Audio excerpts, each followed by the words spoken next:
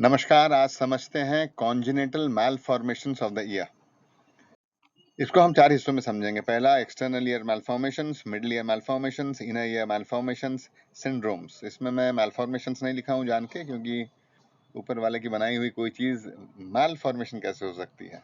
हो सकता है हमारे समझ में कुछ गलती रही हो, फिर भी समझने के लिए फॉर फंक्शनल पर्पसेस हम इसे मैलफॉर्मेशन ही बोलेंगे। अगर देखा जाए तो congenital malform abnormalities are the product of errors in the genes or embryogenesis. Errors in the genes को हम बायोकेमिकल abnormality में लाते हैं, जिसे हम जेनेटिक म्यूटेशन बोलते हैं। अमूमन मेरे बाल कैसे हैं, मेरे आंखों का रंग कैसा है, मेरे कान का बाहर का हिस्सा या ट्रेगस ये कैसा बना हुआ है, ये सारा का सारा डिसाइड होता है किसी एक डीएनए से या किसी एक जीन से, जो कि एक डीएनए के अंदर होगा, और वो डीएनए लपेटता हुआ क्रोमोसोम्स बनाता है, और वो क्रोमोसोम्स होता है न्यूक्लियस में। तो इस न्यूक्लियस के अंदर से एक कमांड आता है जिसके बदले कुछ प्रोटीन्स बनते हैं, और वो प्रोटीन मिलके एक खास अंग बनाती हैं, चाहे वो कान के अंदर का हिस्सा हो, या ये कान के बाहर का हिस्सा हो, या नाक के ऊपर का हिस्सा हो। तो ये डीएनएस या ये जीन्स कोड करते हैं कि मेरे ये नाक का हिस्सा कैसा होगा, मेरा आंख कैसा होगा, मेरा कान कैसा होगा। तो अगर कोई जेनेटिक म्यूटेशन हो गया है, यानी कि उस जीन्स में कोई खराबी आ गई है, तो मालफॉर्मेशंस आएंगे। एक्सटर्नल ईयर कई एक जीन्स के मार्फत रेगुलेट होता है, जैसे कि SOX2, जैसे कि नेस्टिन, जैसे कि BST1, जैसे कि OCT4। इन जीन्स में अगर कोई खराबी हुई तो एक्सटर्नल ईयर में गड़बड़ी होगी, चाहे वो अनोटिया हो, चाहे वो माइक्रोशिया हो, चाहे वो external ear external auditory canal का नैरोइंग डाउन हो। वैसे ही मिडिल ईयर FGFR2 नाम के एक जीन से कोऑर्डिनेट होता है, और इनर ईयर सेप्टिन 7, FGF3, FGF10 जैसे जीन्स के द्वारा तैयार किया जाता है। तो इन जीन्स में अगर कोई जेनेटिक म्यूटेशन हो जाता है, डीएनए में कोई गड़बड़ी हो जाती है, तो एक्सटर्नल ईयर, मिडिल ईयर या इनर ईयर में कोई ना कोई खराबी आएगी। दूसरा, अगर जीन सब कुछ सही हो, फिर भी बच्चा विकसित हो रहा हो, जब भ्रूण की स्थिति में हो, तो हम सब जानते हैं कि कुछ फेलिंजियल आर्चेस बनते हैं, और फर्स्ट एंड सेकंड फेलिंजियल आर्च से अमूमन कान बनता है हमारा। तो अगर इन्हीं फेलिंजियल आर्चेस में या ऑटिक प्लकॉर्ड में, या 3 जो डर्म्स है, एक्टोडर्म, एंडोडर्म, मेसोडर्म, इनमें कोई खराबी हो जाए जब एम्ब्रियोनिक डेवलपमेंट हो रहा है, तो भी खराबी हो सकती है। यानी कि एक्सटर्नल ईयर जो कि एक्टोडर्म से बनता है, ब्रेंकियल आर्चेस 1 और 2 से बन रहा है, अगर उसमें कोई खराबी आ गई तो एक्सटर्नल ईयर में, चाहे वो पिना हो, चाहे एक्सटर्नल ऑडिटरी मेटस में, कोई ना कोई खराबी हो जाएगी। अगर वो 4 हिलॉक्स या 7 हिलॉक्स होते हैं, ये फ्यूज सही तरीके से नहीं हो, तो ये जो बाहर का कान है ना, हो सकता है इसमें एक एक्स्ट्रा अपेंडिज आ जाए, क्योंकि फ्यूज सही तरीके से नहीं हुए हैं। जेनेटिक सब कुछ ठीक था, लेकिन उस समय बनते वक्त सही नहीं बन पाया है। वैसे मिडिल ईयर अमूमन फर्स्ट फेरेंजियल पाउच से बनता है, और मेसेनकाइम से भी बनता है। तो अगर इनमें कहीं कुछ गड़बड़ी हो जाए, तो हो सकता है कि बोन्स में कुछ गड़बड़ी आ जाएगी, या मिडिल ईयर का स्पेस में कुछ गड़बड़ी आ जाएगा। वैसे ही इनर ईयर अमूमन बनता है एक्टोडर्म से, और ऑटिक प्लकोड से बनता है मेम्ब्रेनस लेब्रिंथ। इनमें अगर कोई गड़बड़ी आ गई तो कान के मालफॉर्मेशन हो गए। तो करते हैं एक्सटर्नल ईयर मालफॉर्मेशंस। क्रिप्टोनिया, यानी कि ये जो हमारा एक्सटर्नल ईयर है, ये ऐसे मेरा उठा हुआ बाहर की तरफ, ऊपर का चमड़ा अगर यहाँ तक आ गया, जैसे आप देख रहे हैं, तो cryptotia. Constricted ear, Stahl's ear, hemangioma, ear tags, cauliflower ear, ये कुछ तरह के हैं एक्सटर्नल ईयर एबनॉर्मलिटीज। मोटा मोटा अभी थोड़े डिटेल में देख लेते हैं इनको। पहला, माइक्रोटिया और external auditory canal atresia. Microtia मतलब ये बाहर का जो हमारे मेरा पिना है ये छोटा हो जाए, या एक्सटर्नल ऑडिटरी कैनाल अट्रेशिया, या बाहर का जो हमारा एक्सटर्नल ऑडिटरी कैनाल है ये बंद हो जाए, जैसे दिख रहा है आपको इस चौथे नंबर के फोटोग्राफ में। ये अगर हो जाता है तो इसे हम एक अबनॉर्मलिटी बोलेंगे। बच्चे को सुनने में तकलीफ होगी, कंडक्टिव हियरिंग लॉस होगा, पैदा होते ही दिखेगा बच्चे में कि ये दिक्कत हो रही है। दूसरा तरीका जिसे हम लो सेट ईयर्स बोलते हैं, यानी कि अमूमन हम अगर देखें तो मेरे जो ये आंख का लाइन है, इसके बराबर में होता है कान। इस आंख के लाइन से नीचे अगर कान हो जाए तो इसे हम लो सेट बोलेंगे, और ये कान थोड़ा आगे की तरफ यूं निकल जाता है। तो ये लो सेट ईयर अगर इस तरह का हो, तो इसमें दिक्कत क्या होगी? दिक्कत ये होती है कि देखने में अजीब लगता है थोड़ा, और लोकलाइजेशन में इशू होता है। इसलिए क्या किया जाए इसको, अगर पैदा होते ही पता चल जाए हमें, तो ईयर मोल्डिंग के माध्यम से होता है, या ओटोप्लास्टी सर्जरी के माध्यम से इसको सही किया जा सकता है। तो ये लो से टियर हुए। वैसे एक्सेसरी ऑरिकल्स या पॉलीओटिया, जैसे मैंने बताया आपको कि जो ऑडिटरी हिलॉक्स मर्ज होके बनते हैं हमारा बाहर का कान, अगर उसमें कुछ एक्स्ट्रा आ गया तो थोड़ा एक एक्स्ट्रा मांस निकला हुआ दिखेगा, जिसे हम पॉलीओटिया भी बोलते हैं। इसे सर्जिकली काटा सकते हैं या छोड़ भी देते हैं कई लोग।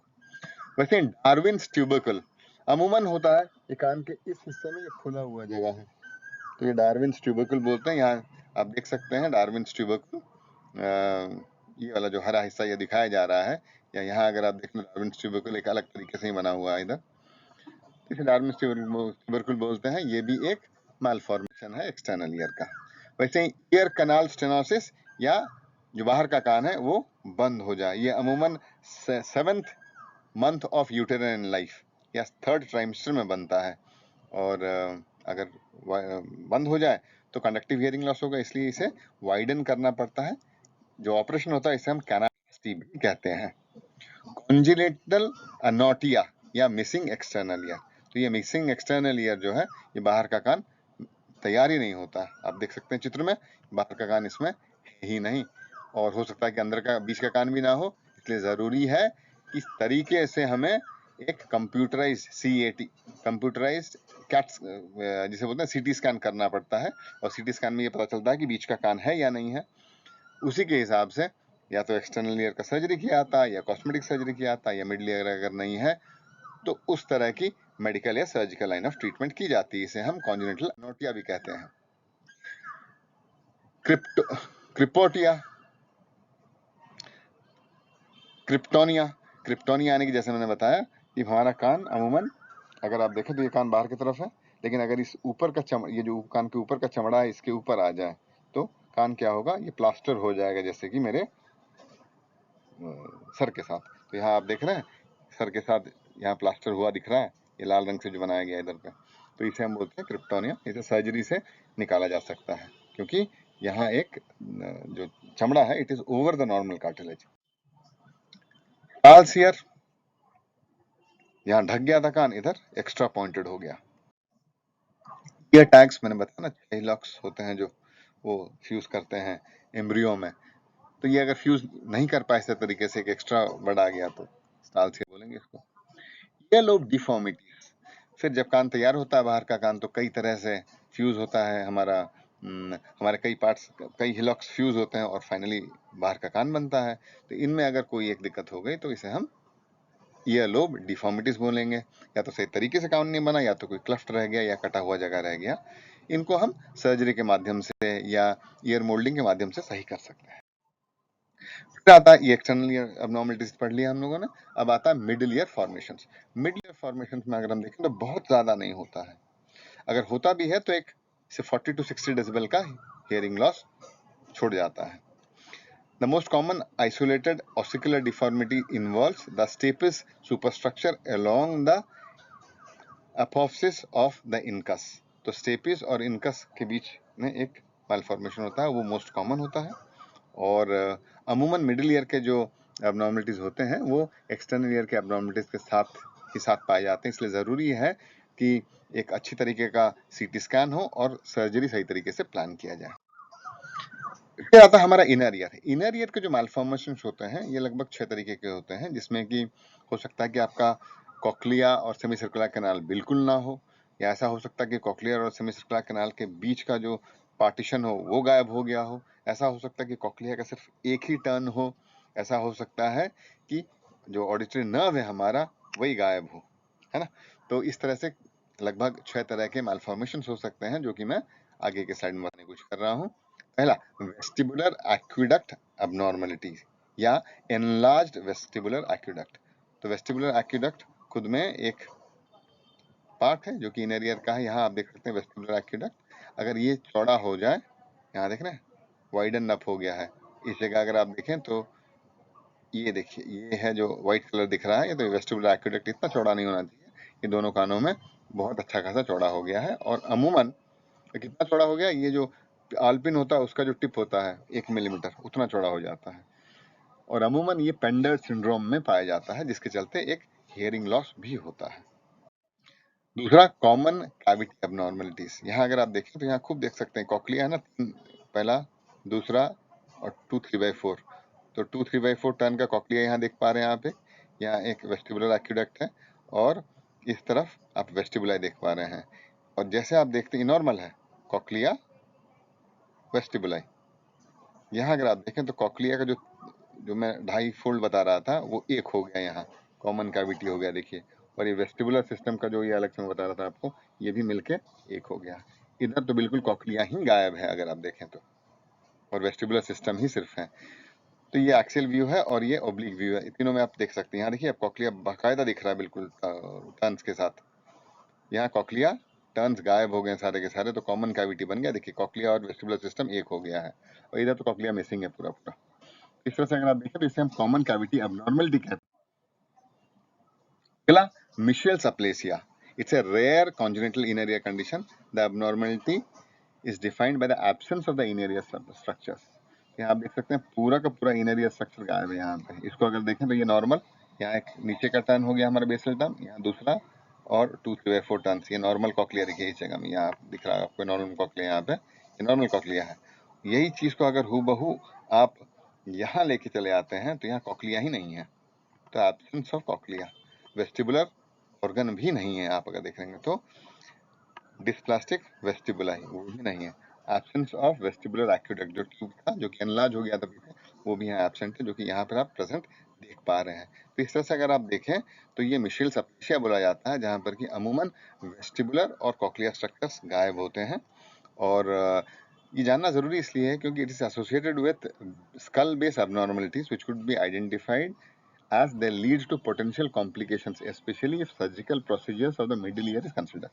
तो अगर कोई सर्जरी किया जा रहा है तो जरूरी है कि इसको कंसिडर किया जाए, जाना जाए कि कान अंदर में कॉक्लिया है या नहीं है, कॉक्लियर हियरिंग रिजर्व है कि नहीं है, बहुत जरूरी है जानना मिशेल्स अप्लेसिया के बारे में, जहाँ की कॉक्लिया और वेस्टिबुलर सिस्टम दोनों हो सकता है कि गायब है।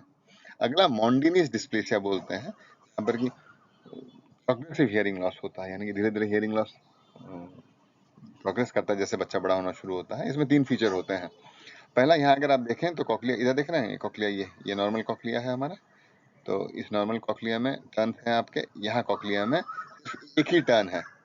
तो कहने का मतलब है कि इसमें क्या होगा, the cochlea would be having 1.5 turns here as it is shown here instead of 2 3/4 turns, and there is an enlarged vestibule with normal semicircular canals and the enlarged vestibular aqueduct. So vestibular aqueduct भी बड़ा हो जाएगा और साथ में vestibular भी बड़ा हो जाएगा, लेकिन कॉक्लिया में कितना होगा, 1.5 टन्स होगा। इसमें क्या हो जाता है, इसमें होता यह है कि इसमें कॉक्लियर इम्प्लांट्स करने के चांसेस तो होते हैं, लेकिन बहुत ज़्यादा चांसेस है कि कुछ इंट्रा ऑपरेटिव कॉम्प्लिकेशंस हो, क्योंकि कॉक्लिया बहुत छोटा होता है। इसलिए ज़रूरी है कि हमें पता हो कि मॉन्डिनिस डिस्प्लेसिया है, इसके 3 लक्षण हैं, और उसके बाद सर्जिकल मैनेजमेंट इसको किया जाए। वैसे अगर हम देखें यहाँ तो ये इंटरनल ऑडिटरी मीएटस है। इंटरनल ऑडिटरी मीएटस यानी कि कॉक्लिया से जब कॉक्लिया और वेस्टिबुलर सिस्टम से जब नर्व निकलते हैं तो 4 नर्व होते हैं उस इंटरनल ऑडिटरी कैनाल के अंदर। कौन कौन से होते हैं, 2 वेस्टिबुलर नर्व होता है, एक कॉक्लिया नर्व होता है, एक फेशियल नर्व होता है। तो ये जो 4 नर्व होते हैं, अमूमन अगर आप यहाँ पे देखें तो यहाँ 4 नर्व हैं, 1 2 3 4 नर्व यहाँ दिख रहे हैं साफ साफ, जबकि यहाँ अगर आप देखें तो 3 1 2 3 डॉट दिख रहे हैं, यानी कि कॉक्लिया जो नर्व है वो गायब है। यहाँ पे 2 वेस्टिबुलर नर्व, एक फेशियल नर्व है, इसको बड़ा किया गया है, देखिए 1 2 3 दिख रहा है। इंटरनल ऑडिटरी मीएटस का ये सीटी स्कैन है, और यहाँ साफ दिख रहा है कि इसमें कॉक्लिया नर्व गायब है। तो ये जानना जरूरी इसलिए है क्योंकि अगर आप कॉक्लियर इम्प्लांट कर भी देते हैं तो आगे उसके इम्पल्स को ले जाने के लिए कॉक्लियर नर्व होना चाहिए, इसलिए कॉक्लियर नर्व अप्लेशिया जहाँ हो वहाँ कॉक्लियर इम्प्लांट कॉन्ट्राइंडिकेटेड होता है, ब्रेन स्टेम इम्प्लांट किया जाता है। आखिरी हिस्सा हमने एक्सटर्नल ईयर मैलफॉर्मेशन पढ़ा, मिडल ईयर मैलफॉर्मेशन पढ़ा, इनर ईयर मैलफॉर्मेशन पढ़ा। अब पढ़ते हैं सिंड्रोम्स। सिंड्रोम्स मोटा मोटी 4 तरह के होते हैं जिनमें कि हियरिंग लॉस खूब आ जाता है। पहला समझ लीजिए गोल्डन हार्ट सिंड्रोम, जो पहला चित्र दिख रहा है, दूसरा ट्रचर कॉलिन सिंड्रोम, तीसरा डाउन सिंड्रोम, और चौथा हो जाता है आपका पेंडर सिंड्रोम, जिसमें कि वेस्टिबुलर एक्यूडक्ट एनलार्जमेंट होता है, पहले भी बताया जा चुका है। तो पहला सिंड्रोम मैंडिबुलो फेशियल डिस्टोसिस, जिसमें कि टचस कॉलिन सिंड्रोम एक कॉमन सिंड्रोम है। कॉलिन सिंड्रोम के जो लक्षण होते हैं यहाँ आप देख सकते हैं, downward slanting eyes, small jaw and chin, and alters development of the facial tissues. साथ ही साथ ईयर abnormalities होते हैं और hearing loss भी रहता है बच्चों में। दूसरा golden hair syndrome. There are some babies who are born with this condition called golden hair syndrome. It can be caused due to incomplete development of bones in the face, affecting ear, nose, soft palate, lips, and jaws. Usually, this happens on one side of the face only. Hearing aids and bone-anchored hearing aids are the options. They should be explored. तो आधे चेहरे के हिस्से में ये affected होता है और साथ ही साथ क्या होता है, इसमें इनकम्प्लीट डेवलपमेंट होता है। अगला पेंडर्ड सिंड्रोम, जिसमें हमने बताया कि इस पेंडर्ड सिंड्रोम में बायलैटरल एनलार्ज्ड वेस्टिबुलर एक्यूडक्ट होता है। तो वेस्टिबुलर एक्यूडक्ट जो हिस्सा होता है, जैसे कि कुछ पहले स्लाइड में बताया हमने कि यहाँ साफ साफ दिख रहा है कि इसमें जो वेस्टिबुलर एक्यूडक्ट है वो बड़ा हो गया है, तो इसके चलते हियरिंग लॉस भी आता है।